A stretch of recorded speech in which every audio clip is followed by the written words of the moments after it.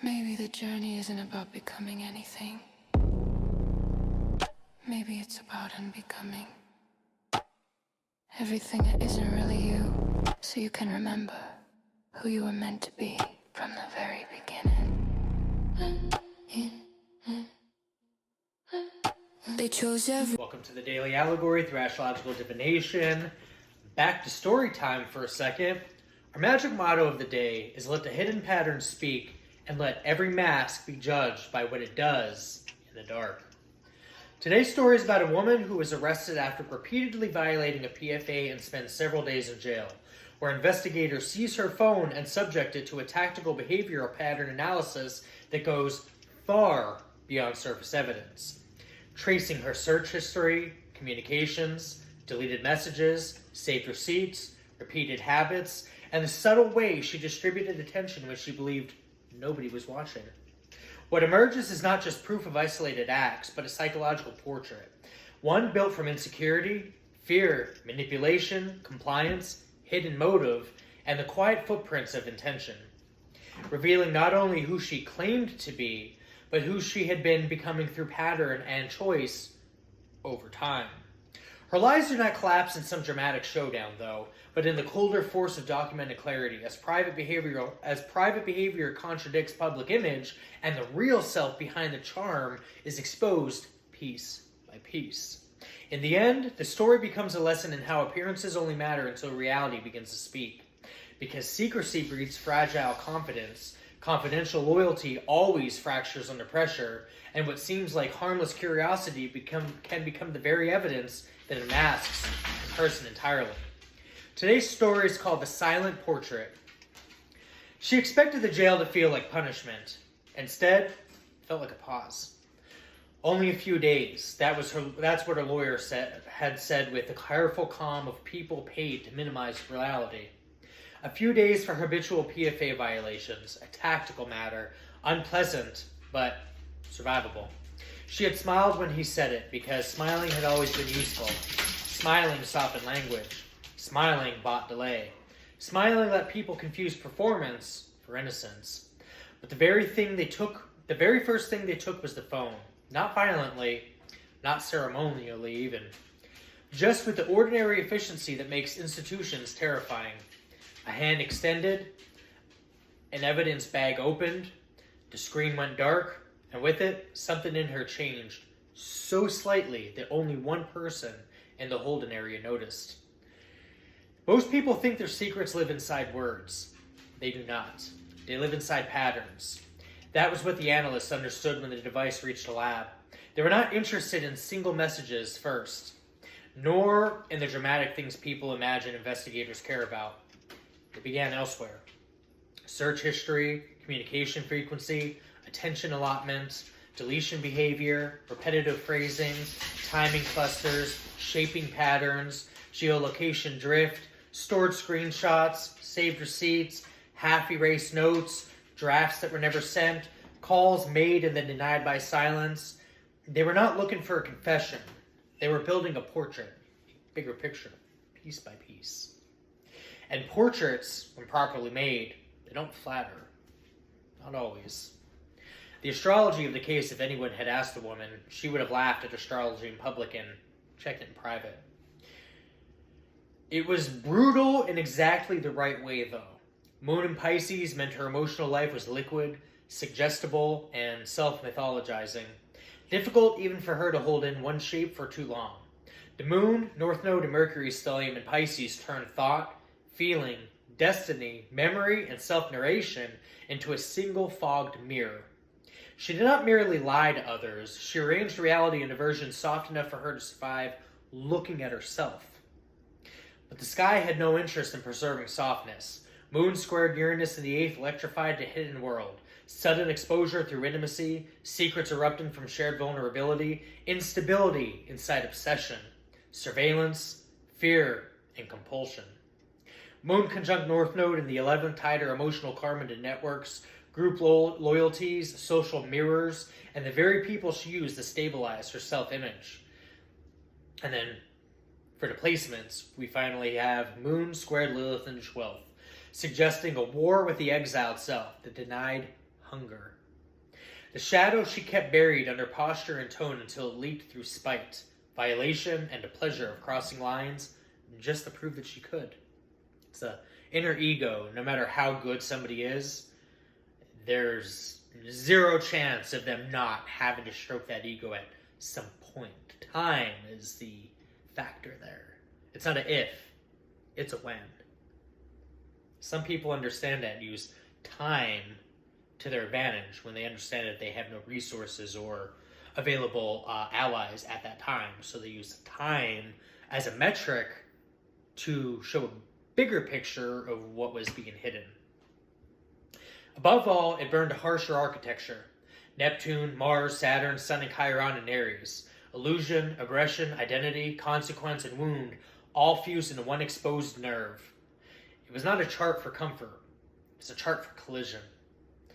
For the moment when a self-built through evasion runs headlong into documented structure and learns that reality is less interested in motives than in repetition. Her phone was full of repetition, though. Not the cinematic kind, not one huge monstrous message that solved everything. Something colder, a little bit more humiliating. Patterns. She searched the same names in the same hours at the same times every single day. Revisited the same accounts after certain calls, looked up legal phrases she later claimed not to understand, saved receipts with a care she never gave her alibis. Deleted messages in clusters that coincided too neatly with contact that she claimed never happened. Her attention moved with intent toward fear, toward insecurity, toward fixation, toward narrative control. And that was her biggest thing, narrative control. Toward the tiny rituals by which people convinced themselves they were managing a life when in fact they were exposing it. The analyst mapped not what she said she wanted, but what her habits proved that she served. They were the late night searches, desperate, repetitive, humiliating in their specificity. They carefully worded communications designed to look accidental. The drafts that never sent because the first instinct had been too honest. The messages deleted not because they were harmless, but because she knew precisely which parts of herself could not survive daylight.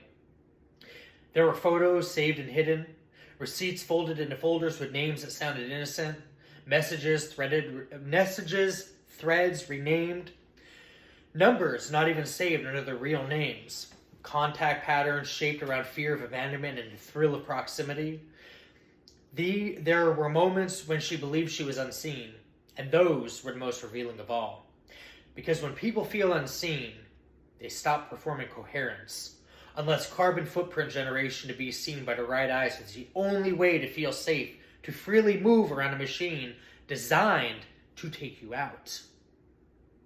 And using that to your advantage to lead the way. The investigators watched her mind emerge from metadata like a drowned thing rising slow through black water. Insecurity, fear, compliance, manipulation, the desire to be wanted colliding with the need to dominate. The need to dominate collapsing into panic whenever control slipped. The old wound under the charisma, the charm as a prosthetic. The public confidence resting on private surveillance. The way curiosity in her hands had curdled into trespass. The way attention itself became appetite. Every deleted message said as much about her as every saved one. Every repeated habit said more than every polished excuse. Every stored receipt was a breadcrumb left by the self she only acknowledged in private. She thought evidence was made of dramatic moments, confrontations, witnesses, sudden collapse. It was not. Evidence was made of ordinary choices repeated with intention until they hardened in personality. By the second day in jail, she had already begun reorganizing her story for whoever would eventually listen. She had been emotional, not malicious. Confused, definitely not calculating. Provoked, not deliberate. She would say she was overwhelmed, even though she wasn't. She would let her voice tremble in the right places. She would lean on the old arsenal. Charm, tears, selective honesty, strategic injury. She did not yet understand that none of those things were being weighed against her words anymore. They were being weighed against the portrait itself through her patterns that her phone exposed as her inner mirror. And the portrait was patient. That was what terrified her when she finally understood it. Not that they had found something, she can give a shit less about that. It was her ego she was worried about protecting most of all. Not even that they had found many things, but that they were no longer needed her interpretations. Her device had already given them the architecture beneath the performance. They could see who she really was and who she had been, who she was becoming, and what future she had been paving for herself through repetition. The phone had recorded not just behavior, but intention moving through time. Outside, the people who knew her best began to divide. Some stayed loyal because they had always preferred a version of her that smiled first and confessed never. Some went quiet when they realized how much of their own conditional loyalty had depended on not looking close enough. Some felt, for the first time ever, the embarrassment of having defended an image that only survived by managing distance. This was the deeper lesson of the case, though no one said it out loud at first. Appearance only matters until reality speaks. Confidence based on secrecy is fragile because secrecy is not a structure. Only darkness with good timing. Loyalty that is conditional will always reveal itself under pressure, because loyalty without truth is just mutual convenience wherein sentiment. Curiosity people call harmless became revelation the moment it starts leaving footprints. And footprints were everywhere. No dramatic showdown came, no screaming confessions, no final scene where everyone understood at once. That would have been too merciful.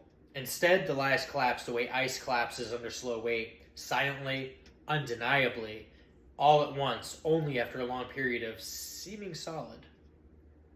Each documented contradiction weakened the next. Public image separated from private behavior. The mask did not shatter. It thinned, became transparent, then useless. When she got out a few days later, the world had not ended. Cars still moved. Stores still opened. People still performed normalcy around her. It was almost as if the world didn't revolve around her, and her insignificant life and exposure mattered minimal to people who just wanted to move forward and carry on with their lives. But something irreversible did occur. She had become knowable in the worst possible way. Not through rumor, not through accusation, but through pattern. And once a person had been seen that cleanly and that clearly, charm becomes a crude instrument. It can still persuade the inattentive, but it can't erase the portrait. Ever. She would spend months trying away anyway, reframing, redirecting, blaming process, blaming interpretation, blaming anyone who could be made to stand closer to the mirror than she was. But in quiet rooms, in private moments, she would remember the first small terror that came when the phone left her hand. Not because it contained secrets, because it contained her. And that was the true horror of the story. Not that the device had betrayed her, but it had finally told the truth she had spent years editing out of herself. The phone did not invent who she was. It only remembered and removed her ability to narrate around it. And in the cold, documented clarity that followed, she learned the one lesson people like her fear most. You are not what you claim in public. You are what you repeat in private when you think absolutely nobody is counting or paying attention. We're going to end this instead of an invocation. We're going to say this to a prayer to God. The prayer for judgment and justice over the silent portrait.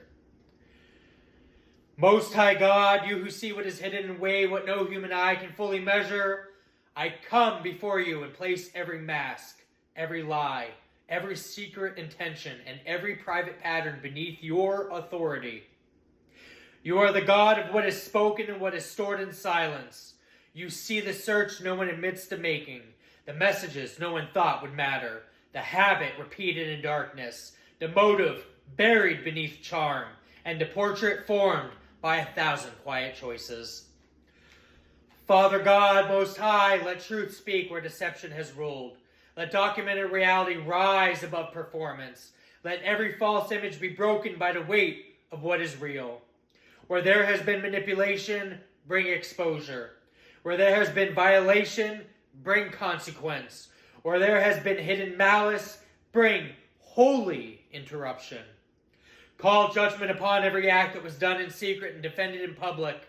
Send justice upon every repeated violation, every calculated trespass, every private corruption dressed up as innocence. Let no excuse stand where truth has already testified. Let no charm survive where the record is clear. Let no false narrative outlive your light. Lord, teach all who are involved that appearances only matter until you allow reality to speak. Break the false confidence that was built on secrecy. Expose the loyalty that was only conditional.